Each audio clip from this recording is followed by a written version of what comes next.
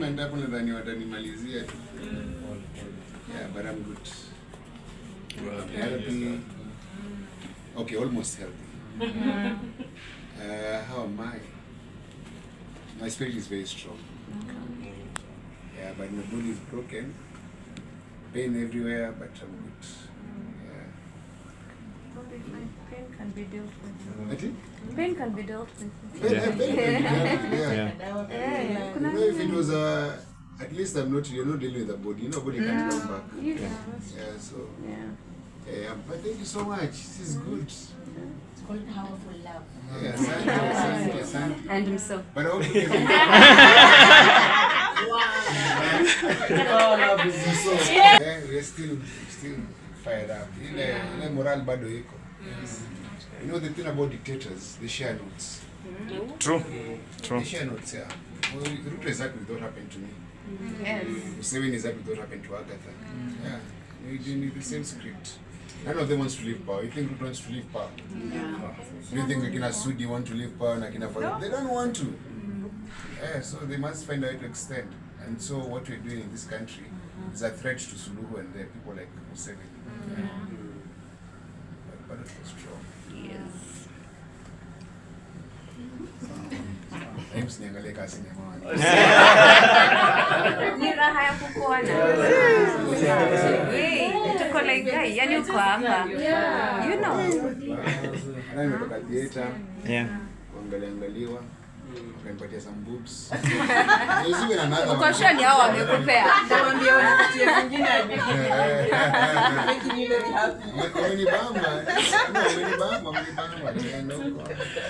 Kuna manases, unajua kudituna mandume hapa. Men's conference. Famous sana. Niko na manager wa manage control. Juliani ni manager wangu. Ana control flow ya watu.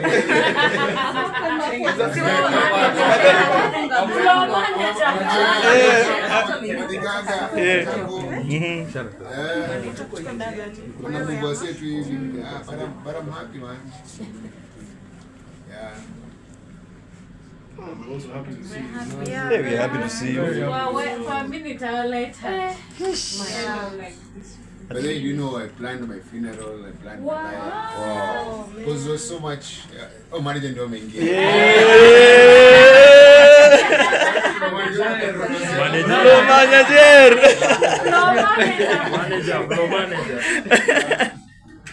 No, you know, they get me in fear.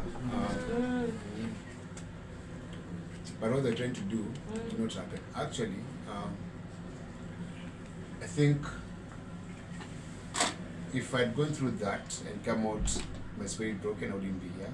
I would have given up. But I came out and was like, these guys are cowards. Because everything they did to me was cowardly. And they did a lot of bad things to me, and then they're telling me, we dare you, if you speak, we'll tell them, we'll share videos. I'm like, you guys are actually cowards. The things they're doing in the dark, and then they never let me see their faces. So for 3 days, I was handcuffed and blindfolded. Like, if you're bold enough with what you're doing, if you think it's the right thing, show your faces. Don't meet in the darkness.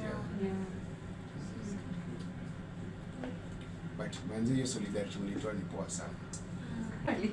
Yeah. Actually, they dumped me at Horror border at around 5 a.m. In the morning? Yes. But I was so injured, I couldn't. It took me an hour to walk like 100 meters.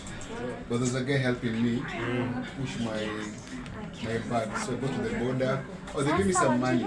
Oh, they gave you money? Kenya currency, they gave me 20,000 Tanzanian shillings. And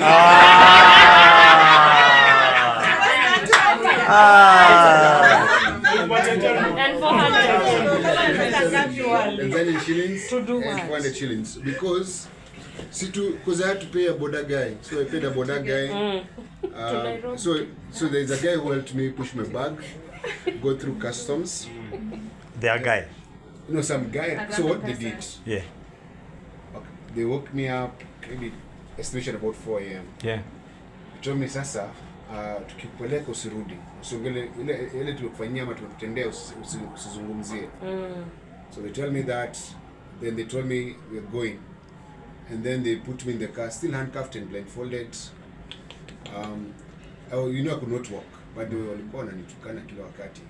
My legs are better now. They were worse.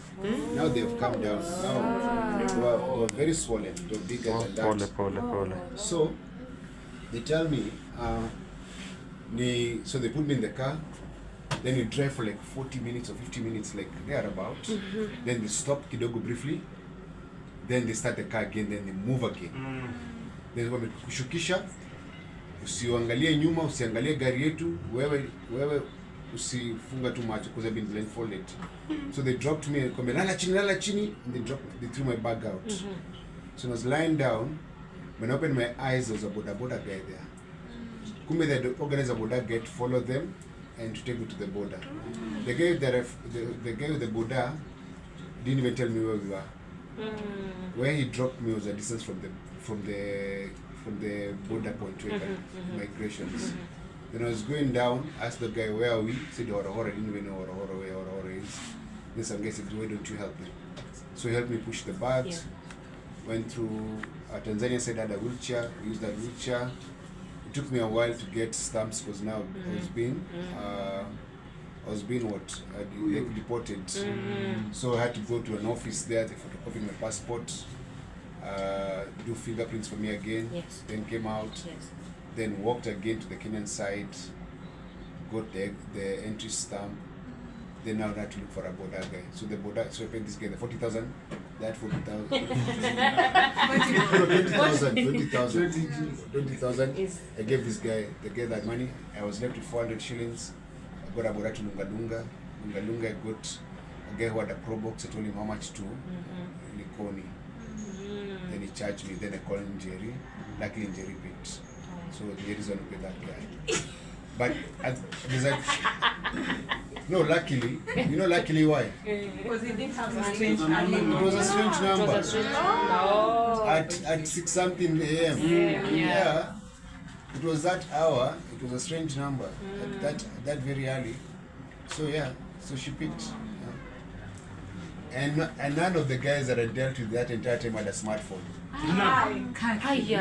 No one. The guy who pushed me, the border guy. So they didn't even know who you were.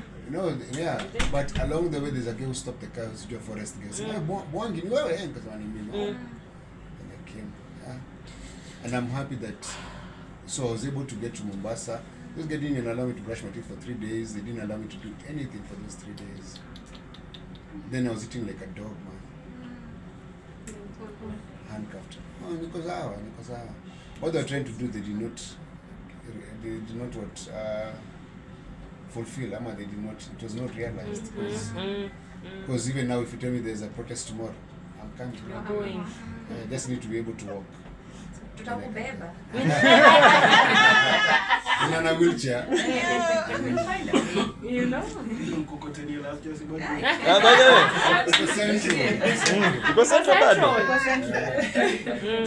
Retrieval can be organized. You know a guy. I know a guy. So maandamano lazima. And what you need to observe actually, beyond what happened in Tanzania, is how many of our leaders are celebrating what happened and wishing Kenya was like that. Exactly, that's what they're Those guys given the chance, we change our laws, do similar things. So in Uganda, Kizza Besigye, who could be like the main contender against Museveni, is in jail on fake treason charges. He was abducted where? In Kenya. In Tanzania, Tundu Lissu is facing terrorism charges. And kwa rally, so he's in jail. So the best position for Ruto is to jail anyone who opposes him, so he can run unchallenged or unopposed. And Sudi has actually said that because he said, if these guys win, they will jail all of us, so we cannot lose.